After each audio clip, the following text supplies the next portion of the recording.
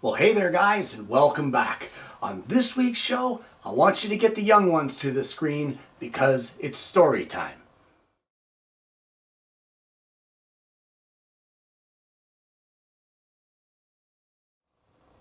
Now, when my children were young many years ago, my wife and I, although we would be selective with what toys we bought them when they were requested, we were never selective with books. Whenever our daughters asked for a book, we would gladly buy them because we were big promoters of reading.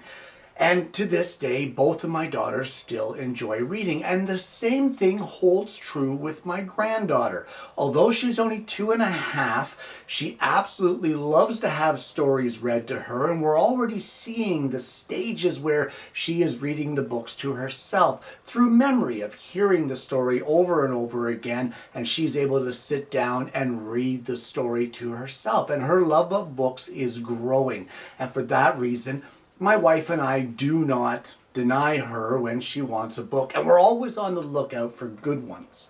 So today, what I want to do, we have found a wonderful compilation book for young people. It is a collection of the Cranky Bear Stories by Nick Bland. And what I would love to do today is get your children out here to the screen because I want to read 2 of these stories from this compilation book in the hopes that your children will love it too, and hopefully they will want you to get it for them because really they're wonderful stories, guys. So sit back, press pause right now, go get the young one and let them hear the Cranky Bear Stories. The Very Cranky Bear by Nick Bland. In the jingle-jangle jungle on a cold and rainy day, 4 little friends found a perfect place to play. Moose had marvelous antlers and Lion a golden mane. Zebra had fantastic stripes, and Sheep, well, Sheep was plain. None of them had noticed that someone else was there. Sleeping in that cave was a very cranky bear! Roar! Went the cranky bear. Roar, roar, roar! He gnashed his teeth and stomped his feet and chased them out the door. So in the jingle-jangle jungle, on a cold and rainy day, 4 little friends had nowhere warm to play. Wait a minute, said Zebra, as she scratched her furry chin. Maybe if we cheered him up, he'd let us come back in. If I did not have stripes, she said, I'd be cranky too. We could give that bear some stripes. That's what we should do. Stripes are silly, Moose complained, especially on a bear. My antlers always cheer me up. Let's give that bear a pair. No, no, no, no, no, said Lion. Antlers are a bore. A golden mane like mine, he said, would cheer him up for sure. So Zebra fetched a tin of mud and Lion some grass of gold. Moose got 2 big branches and Sheep, well, Sheep was cold. Sheep was getting worried. They'd been eaten up for sure. And then from in the cave there came a very cranky roar. Zebra, Lion, and Moose ran out, and Bear was right behind them. They hid behind the bushes where they hoped he wouldn't find them. Why is he still cranky? He's got antlers, stripes, and mane. Before we gave him those, Lion said, he looked so very plain. As Bear stormed back inside the cave, he turned and roared at Sheep. All I really want, he said, is a quiet place to sleep. So Sheep fetched a pair of clippers, and she clipped off half her wool. She stuffed it in a cotton bag until the bag was full. She tiptoed back inside the cave. Excuse me, Bear, she said. Would you like a pillow for underneath your head? Well, thank you very much, said Bear, and soon he fell asleep. Maybe he was dreaming of a plain but thoughtful sheep.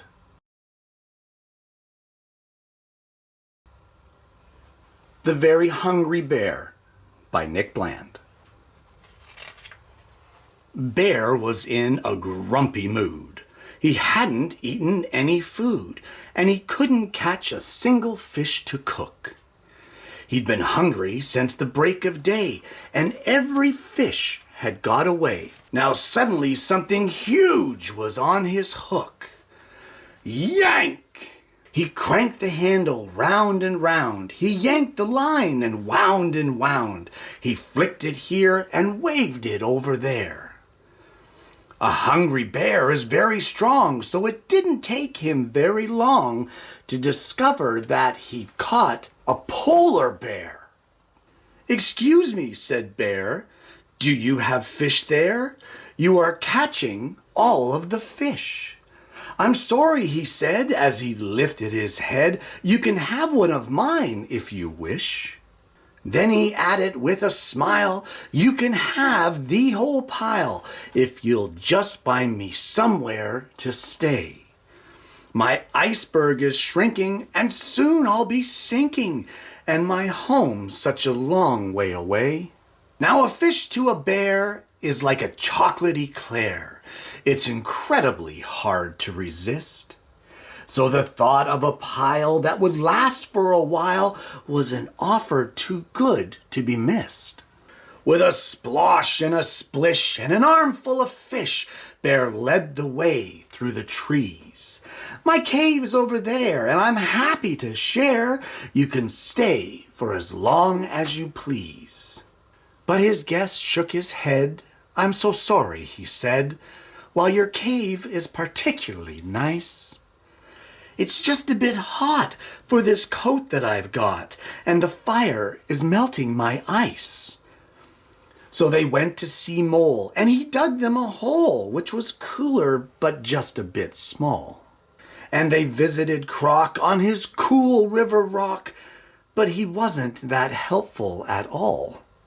"Perhaps this is best," said Bear from a nest, "but I think that I'm going to sneeze." Then he squinted his eyes and he said with surprise, "Achoo! I'm allergic to trees." So the bear with white hair followed right behind Bear to the only place left they could go, away from the trees and the warm summer breeze, all the way up to the snow. They built him a home with an icy white dome, and Bear left a house-warming dish. With a smile and a wave, Bear went back to his cave, and he stopped on the way for a fish. And there you have it. The Cranky Bear Stories by Nick Bland.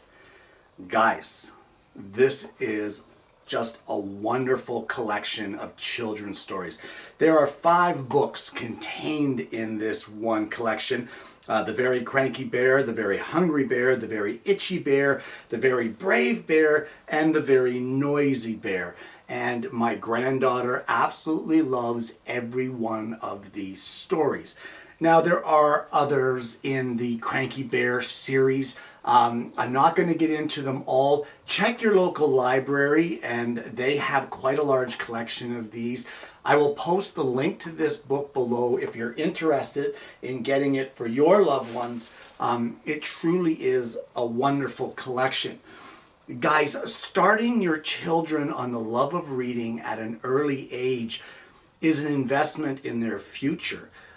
We never denied our daughters books, and through that, they both grew up to be just brilliant, beautiful, intelligent, strong women. And I think a lot of that has to do with their love of reading, because they were able to apply that through their university studies and even in their personal life with reading books just for pleasure. You are never without imagination. You are never without something to do when you love to read. So the point of today's show is, well, to promote this book, and hopefully you'll get it for your young ones.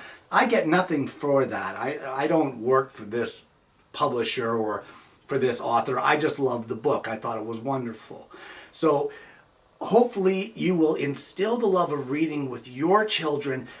And like I said, make it an investment for their future, guys. Get them involved in reading. Guys, I know that this is a very, very different show from what I normally produce here on a Tuesday. I've gone from welding and that sort of thing to reading a child's book. But I think it is something that is worthwhile. I think it is something that is important, that all of us as the adults have a responsibility to bring reading and to bring books and literature into our children's lives and to introduce them to that. Read them the stories.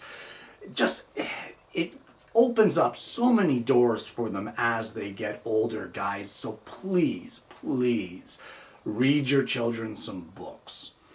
I want to thank you so much for tuning in, guys. If you haven't already, please consider liking and subscribing. Click the bell and then you won't miss the notifications of future episodes of the show. I hope you've enjoyed today's content. I hope you're going to get your little ones into reading. I hope that you've brought them to the screen here today and let them enjoy the stories. And more importantly, guys, I honestly hope that you are going to join me again next week when I bring you yet another Alternative Tuesday.